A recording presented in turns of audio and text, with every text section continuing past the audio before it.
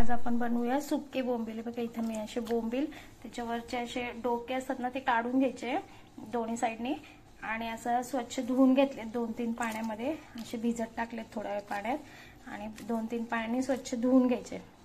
कांदा tomato cut करून घेतलाय आणि इथे सगळे मसाले घेतले। आता इथे मी कढई तापत ठेवली आहे। कढईमध्ये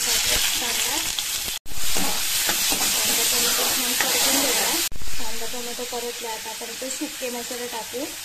हळद, लाल तिखट, गोडा मसाला टाकलाय।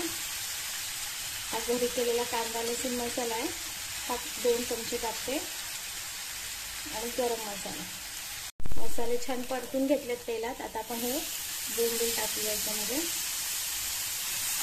छान परतून घ्यायचं। मस्त परतून घेतले, थोडंसं पाणी टाकूया,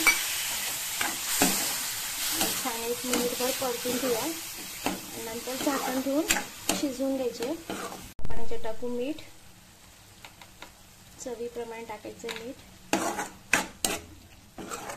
आणि आणखीन थोडंसं पाणी टाकते शिजण्या इतपत। मी सुकेच करणार आहे, जर तुम्हाला रस्सा करायचा असेल तर तुम्ही जास्त पाणी टाकू शकता। आता मी इथे झाकण ठेवून शिजवून घेते।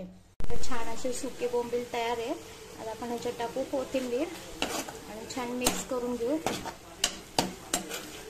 इथे मस्त असे आपले सुके बोंबील तयार झाले। तुम्ही पण नक्की करून बघा।